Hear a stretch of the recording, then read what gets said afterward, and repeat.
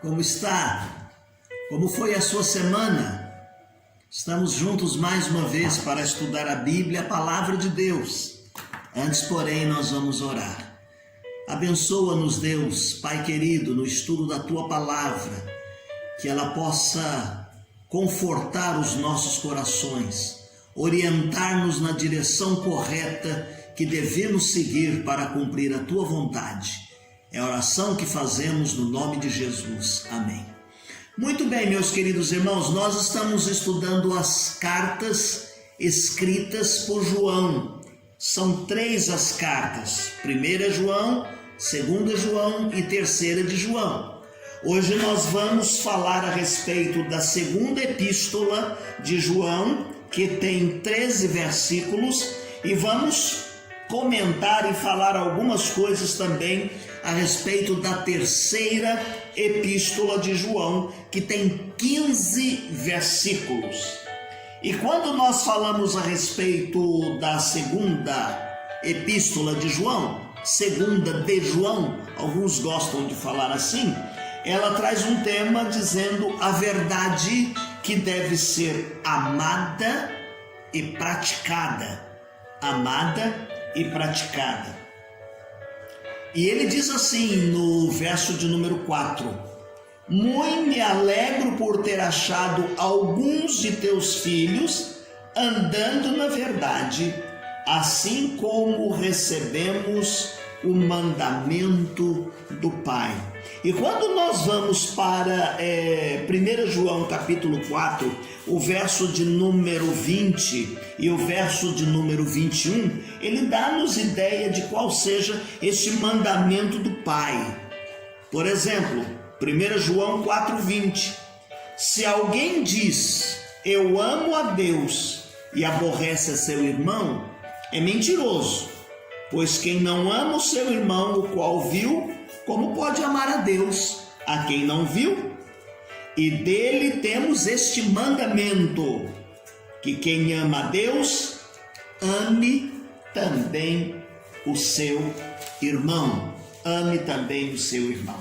Então, João está falando nesta carta, que é muito breve, e talvez a brevidade desta carta ser tão pequena, e talvez não aparecer quem sejam os destinatários, negligenciaram o uso e a leitura desta carta. Alguns líderes crentes primitivos talvez não tenham dado tanta importância.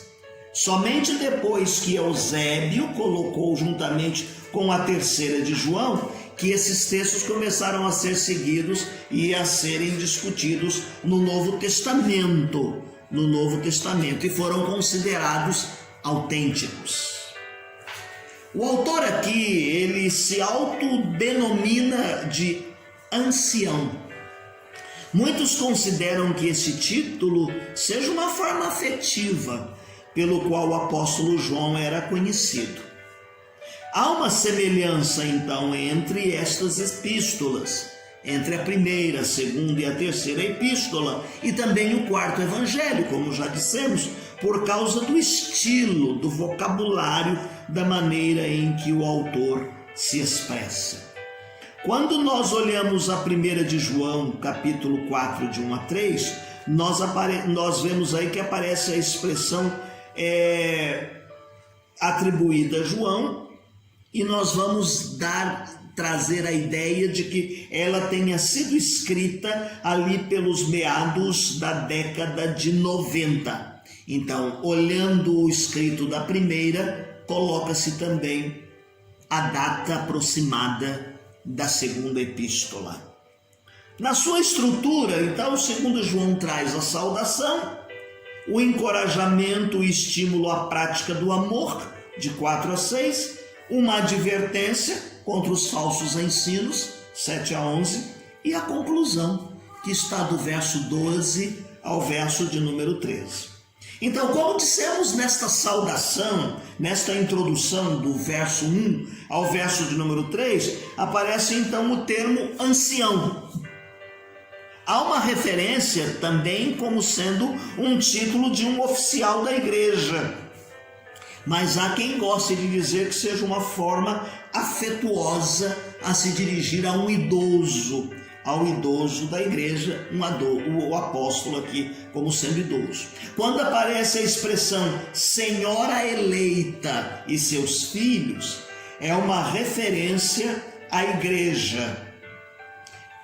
João vai mencionar várias vezes a palavra verdade nesta introdução. A segunda coisa que nós vemos aqui é o encorajamento e estímulo à prática do amor cristão. Está no verso 4 ao verso de número 6. Da mesma forma como a primeira carta é escrita por João, a segunda vai encorajar e estimular os crentes a praticarem o amor cristão, a viverem de forma concreta, expressarem esse amor. E aqui na segunda carta ele usa a expressão assim: andar e viver na verdade. Andar e viver na verdade. Do verso 7 ao 11 há uma advertência contra os falsos profetas. Lembram-se que havia aqui muitos falsos ensinos sendo infiltrados no seio das igrejas. E aqui, esta segunda carta também vem, João está admoestando e dizendo que eles devem ficar firmes naquilo que eles aprenderam.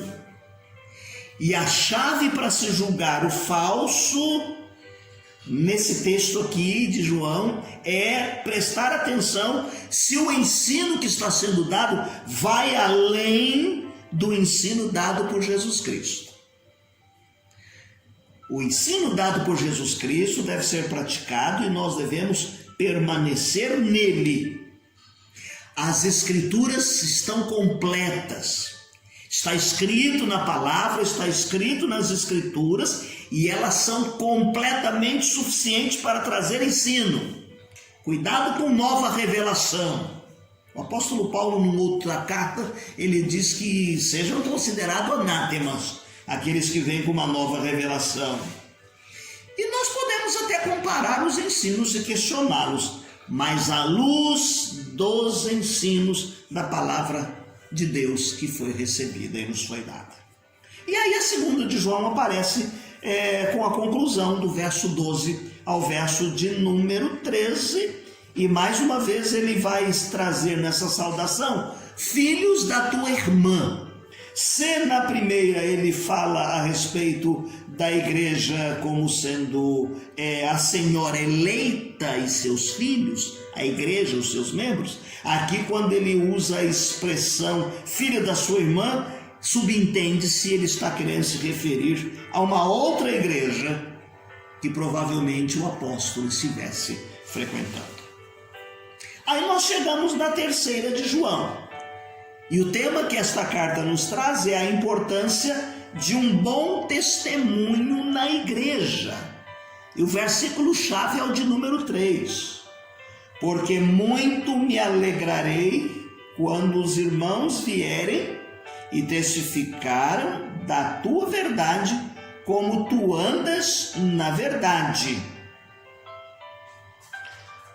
Também uma carta situada e escrita aqui nos meados do ano 90. Aparece nela também o termo ancião, assim como na segunda carta que nós já comentamos agora anteriormente. Ambas as cartas estão e trazem referência à expressão andar na verdade. Andar na verdade. Como é a estrutura de 3 João? A saudação, que está no verso de número 1, elogios à hospitalidade de Gaio, do verso 2 ao 8, condenação da rebeldia de Diótrefes, verso 9 ao 11, e planos de uma visita futura, nos versos 2 e 14. 2 e 14. Então, falando do conteúdo desta terceira carta, a saudação. No verso número 1, ele vai saudar Gaio. E nesta saudação ele expressa afeto por ele.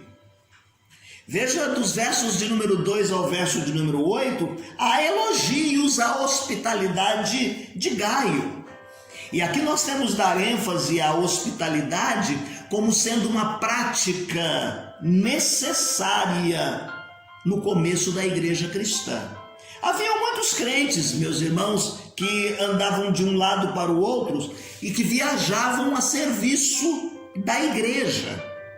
Havia muitas pessoas, por exemplo, que se deslocavam de um lugar para o outro e que chegavam naquele lugar e não havia mais hospedagem. E então elas precisavam ser recebidas. Então, João vai colocar aqui nesta terceira carta como sendo a hospedagem uma forma de expressar o amor fraternal entre os crentes. Por isso ele vai elogiar Gaio. Ele tem esse espírito hospitaleiro. E ele diz assim: é uma forma de você mostrar que está andando na verdade. Andando na verdade. Em contrapartida, verso 9 ao 11, ele vai condenar a rebeldia de Diótrefes. Esse Teófitles é um tipo de líder concentrador. Ele é um líder ciumento. Ele tem ciúme da sua liderança, que as pessoas atravessem no seu caminho. Ele boicota até a comunicação do apóstolo quando ele se dirige à igreja. Quando o apóstolo manda alguma comunicação à igreja. Eu me lembro de um tempo em que os secretários executivos do campo reclamavam que quando mandavam as suas comunicações às igrejas, isso mais na atualidade, muitos dos pastores pegavam aquela carta, aquele panfleto e jogavam na gaveta, não levando a igreja, não comunicando a igreja, não atualizando a igreja a respeito das atividades denominacionais. Parece-me que hoje ainda acontece muito isso. Aqueles líderes centralizadores querem tocar a coisa da sua forma, então eles vão isolando a igreja e vão deixando a igreja à margem, tirando-a dos planos da nossa denominação batista. Nestes versículos de 9 a 11, então ele vai condenar esta rebeldia de Diótrefes. Veja que o texto vai nos ensinar que, como líder, esse homem proibia os crentes de serem hospitaleiros. Um líder não pode ser um autocrata, ele não pode ser centralizador. Uma das formas da gente trabalhar, é lidar, é delegar, é envolver, é compartilhar para que as pessoas possam fazer parte das atividades da igreja e colocar em prática os seus talentos, os seus dons. O líder deve ser alguém que serve a Deus e à comunidade dos salvos. E aí dos versos 14 ao 12, eu já estou parando por hoje, nós vamos ver que ele vai falar aqui que ele tem planos para fazer uma visita futuramente à igreja. Então, além dele elogiar Gaio, ele também elogia Demétrio. Ele para por aqui a carta, porque ele tem uma intenção de não demorar muito para fazer uma visita a estas igrejas. Por último, dos versos 12 ao 14, João vai falar a respeito dos seus planos para uma visita futura. Ele tem planos para visitar a futura igreja. Então ele elogia Gaio, também elogia Demétrio, e talvez seja esta a razão da sua carta ser breve. Ele para por aqui a carta porque ele tem intenções de ir visitar a igreja, de ir estar presente com a igreja. Lindas nestas duas cartas, nós aprendemos e vemos a maravilha do que ele vem falando a respeito do amor, lá na sua primeira carta, mas aqui nessa segunda ele fala a respeito que a verdade deve ser amada e praticada. Amada e praticada, a verdade. E ele diz na terceira a respeito da importância de um bom testemunho na igreja, quer seja um testemunho dentro da igreja ou fora das quatro paredes. Hoje nós vamos parar por aqui, tá bom? No nosso próximo encontro nós vamos fazer aquela aplicação que nós fazemos a respeito da mensagem bíblica para hoje. Então no nosso próximo encontro nós vamos juntar as três cartas e vamos tirar a lição, a mensagem para a igreja hoje. Eu quero terminar o nosso encontro dizendo a você que você não pode deixar de fazer a sua leitura diária, que nós disponibilizamos no final desta transmissão, e também aquela planilha para a leitura bíblica em um ano. Leia o hino de número 303 do cantor cristão, Amor a Jesus. Jesus, sempre te amo, porque sei que és meu.